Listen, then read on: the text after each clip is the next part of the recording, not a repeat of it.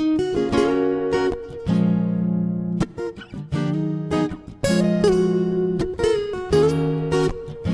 is a song for a girl who don't care again about me. Gue berubah banyak.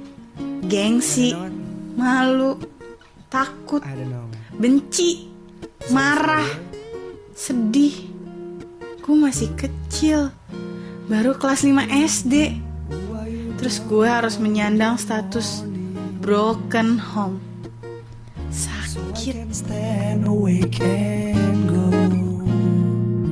Dulu nyokap gue pernah dipukulin sama bokap gue. Pakai bambu, pakai kayu. Sampai akhirnya nyokap gue minta pisah. Ternyata bukan cuma gue yang ngerasain. Dulu nenek gue juga pernah digituin sama suaminya. Dipukul pakai benda tumpul sampai bocor kepalanya. Terus bukan cuma itu, tante gue juga bahkan sampai menggunakan senjata yang gak lazim. Kok bisa-bisanya ya cinta yang diperjuangkan justru menyakiti? Apakah itu terjadi hanya pada orang-orang tertentu saja? Atau sudah menjadi kebudayaan yang masih tabu untuk diakui? Apakah kekerasan dalam rumah tangga itu wajar? Apakah kekerasan dalam pacaran itu juga wajar? And I don't know what to do, 'cause I love you so, but I can't get you, 'cause I love you so, and I don't know what to do. Halo, nama gue Rosita. Gue kuliah di Tarakanita semester 1. Gue pernah punya mantan namanya Lucky. Pertama itu first impression gue ketemu Lucky, dia orangnya baik banget. Yang pertama dia sopan sama cewek, ramah. Pokoknya orangnya charmingin banget. Bayangin dong, gue pertama kali jadian, gue dibawa tempat itu, suatu tempat ya, itu yang bener-bener lilin, dan dia tahu gue suka bunga mawar. Coba, dia nembak gue pakai satu mawar sama, jadi kayak meja makan, kita makan kayak apa ya, kayak dinner kali ya. Dan di situ dia nembak gue. Setelah gue 3,5 tahun pacaran sama dia, lebih sih. Udah dari sedih, seneng lagi, sedih lagi, sampai dia selingkuh. Sumpah ya, gue gak suka banget cowok selingkuh. Tapi kenapa gue bisa maafin coba? Setelah gue putus dan gue maafin, dia benar-benar nyenengin, masih nyenengin, benar-benar dia ingin membalikan dirinya itu seperti apa dulu itu gimana. Tapi kenapa pas sudah beberapa bulan dia melakukan hal yang sangat-sangat gue benci. Ya udah, gue jalan itu malam minggu, gue jalan bareng sahabat-sahabat tersayang gue berdelapan. Tempatnya di Kemang dan itu crowded dan ramai banget. Bayangin malam minggu kayak gimana di Kemang gitu kan. Tiba-tiba gue kaget, dari arah pintu masuk itu ternyata ada Lucky. Lucky masuk dan teriak nama gue. Coba, bener-bener teriak, Ita gitu, bener-bener menggema. Lo bayangin dong, itu rame posisinya, tapi kita tuh di meja dalam sampai kedengeran. Malunya semalu-malu apa coba? Kesel banget gue. Ikut gue pulang. Apaan sih lo aneh-aneh aja? Lo udah ngeizinin gue kesini, udah ikut gue pulang. Mau gue secara halus apa mau gue paksa? Gue nggak mau pulang. Sampai gue ngomong kayak gitu, bener-bener gue ngomong gitu. Gue nggak mau pulang. Lo mau apa? Bener-bener kesel.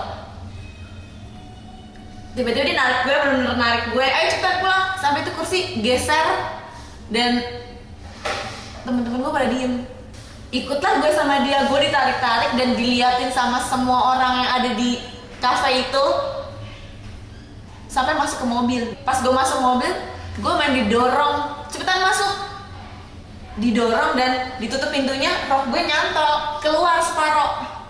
Pas udah sampai di tempat sepi, bener-bener yang gue lihat sebelah kanan kiri itu banyak warung-warung kayak orang nongkrong banyak. Yang gue lihat emang ada orang yang mabok di situ. Dan dia nggak berhentiin mobil kasar, dia langsung cepetan sana keluar. Katanya mau turun kan? Ya ampun, amit-amit ya, gue nggak pernah digituin. Ya ampun, dikasarin aja gue nggak pernah, dan karena gue nggak suka gue dikasarin kayak gitu. Kesannya bodoh aja, kayak kalau cewek cuma ngasih terima aja. Ya otomatis kan dia juga punya harga diri dong, dan mau diinjek-injek terus. Cowok mukul tuh di mana-mana terbiasa.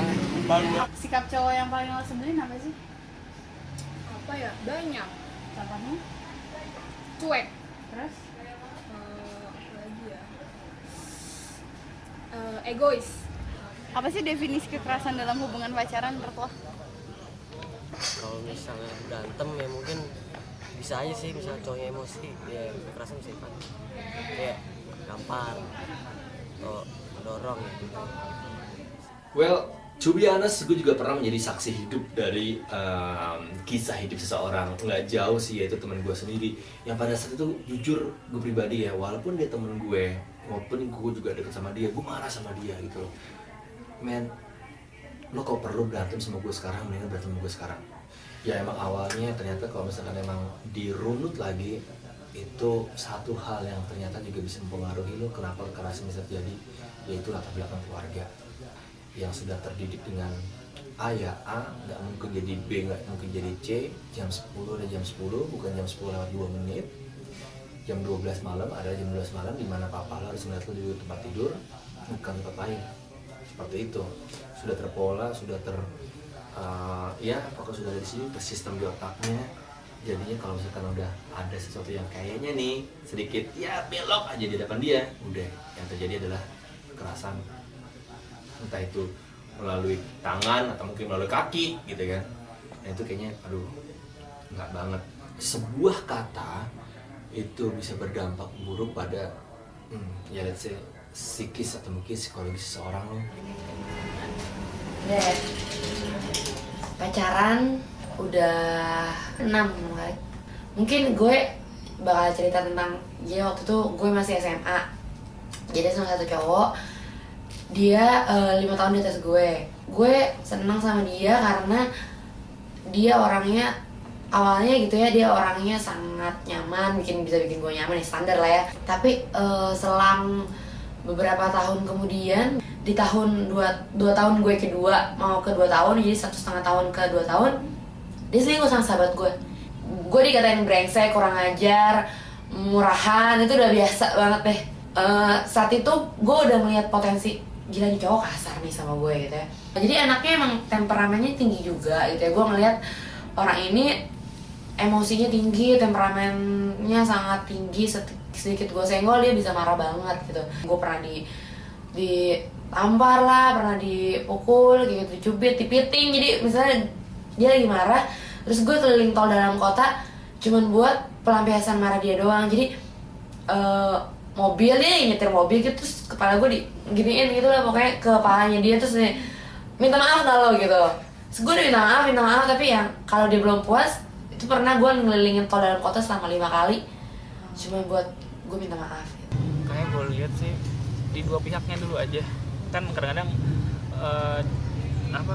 cowok suka lewat sampai nampar, bahkan ada yang ngebunuh gitu kan. Berarti kan dari cewek sendiri gimana, dia sering micu cowoknya emosi apa enggak gitu. Kalau enggak ya udah calm down. Cewek jadi korban kekerasan tuh biasanya diem kak. Menurut kakak gimana? Iya, kebanyakan sih begitu ya, diam karena ada beberapa faktor. Ada yang takut, ada yang juga bingung mau ngapain gitu. Ada juga yang mikir kalau gue ngomong siapa yang mau bantuin gue gitu, karena kadang cewek selalu kalah sama cowok ya. Tapi kalau buat gue sih gue gak setuju, dan gue pribadi sih gue lawan. Segimanapun gimana kerasnya dia, gue lawan karena gue juga kan masih punya hak. Kan biasanya korban kekerasan tuh cewek biasanya diem aja nih kalau jadi korban kekerasan itu. Menurut lo gimana sih? Itu salah. Maksudnya cewek itu mengeluarkan pendapatnya juga ke cowoknya. Nah kalau cowok yang harus selalu menang gitu, cewek juga punya hak. Wajar nggak sih kalau sampai terjadi kekerasan dalam hubungan? Enggak, karena dia gimana ya, dia tuh bukan siapa-siapa, jadi nggak berhak banget buat sampai pukul kayak gitu. Meskipun ceweknya salah? Iya, meskipun cewek salah siapa? Maksudnya kalau orang tua gitu tuh wajar banget, tapi kan dia bukan siapa-siapa. Jadi kalau dikatakan bahwa ini adalah tradisi, bahwa kebanyakan korban berdiam diri karena kebanyakan mereka jadi hanya orang-orang yang dependen alias tergantung, jadi punya ketergantungan yang tinggi pada pasangan yang akhirnya menjadi korban kekerasan. Setuju nggak sih kalau Indonesia disebut negara yang memiliki tradisi kekerasan, terutama dalam hubungan pacaran, keluarga? Kenapa? Enggak. Kenapa? Ada alasannya dong? Saya kan setiap negara pasti ada kan, misalnya cewek cowok pacaran ada kekerasan, pasti nggak Indonesia doang. Terus kayak negara lain punya presentasinya lebih besar Indonesia, jadi Indonesia termasuk normal. Menurut gua enggak, soalnya kodratnya sendiri aja sebenarnya tuh cowok nggak boleh sama cewek. Sebenarnya sih nggak boleh ya, cuman nggak tahu kenapa masyarakat di Indonesia ini kebanyakan kayak gitu. Sebagai cowok juga harus punya harga diri, jangan mau salah-salahin. Kalau bener ngapain harus disalahin gitu kan. Dampak-dampak kekerasan itu ada banyak ya. Yang pertama pasti secara fisik dulu ya. Kalau kekerasan secara fisik pasti meninggalkan bekas-bekas luka ya, bekas-bekas sakit tertentu. Kalau secara verbal atau secara emosional kekerasannya itu pasti akan meninggalkan luka-luka batin di dalam sini. Luka batinnya seperti apa ya? Umumnya luka batinnya berupa penghayatan yang negatif tentang diri. Jadi kita merasa bahwa kita tadi seperti yang Mbak Kara sebutkan, merasa rendah, merasa nggak berarti, nggak berguna, merasa kita dependen sama orang lain, kita tergantung sama orang yang melakukan kekerasan. Otomatis kalau sudah merasa punya penghayatan yang negatif tentang diri, keinginan untuk maju, ya melihat diri dalam posisi yang lebih positif itu semakin sulit. Padahal kita masih muda gitu. Jadi kesempatan untuk mengembangkan diri kan pada saat remaja sebetulnya. Kalau penghayatannya negatif, gimana mau mengembangin diri? Yang ada nanti secara sosial dampaknya adalah kita jadi menjauh dari teman-teman karena tadi terlalu depend sama pasangannya, sama pacarnya. Terus menjauhkan diri dari keluarga, akhirnya pertemanan gak berkembang, kita semakin sendiri dan terkucil. Waduh, efeknya berat ya. Kalau sudah skalanya trauma, jadi takut pacaran lagi, takut ketemu cowok, bahkan takut keluar rumah karena ngerasa malu, ngerasa gak pedean, segeralah ke psikolog.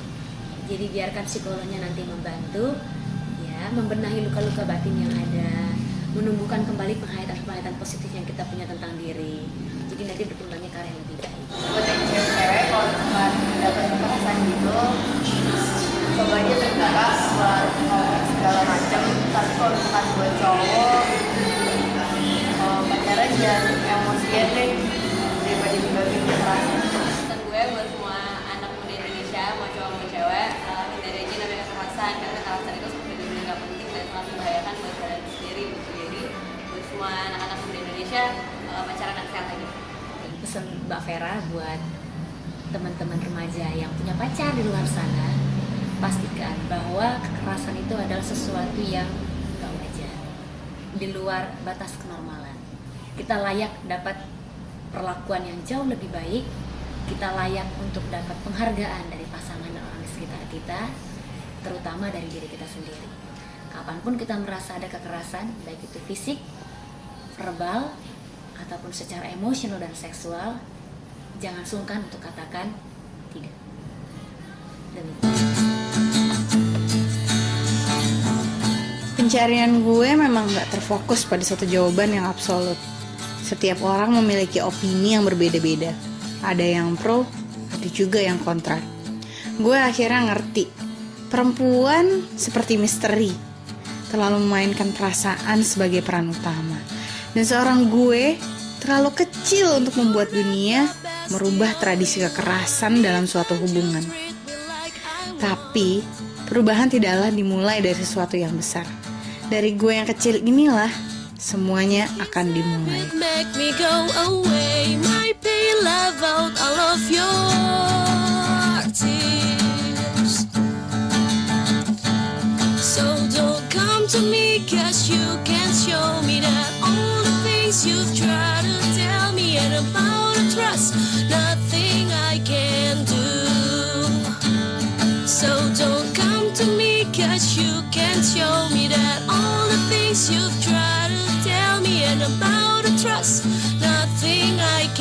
do. You done, you got me something. It's so annoying. There's nothing I feel wrong since you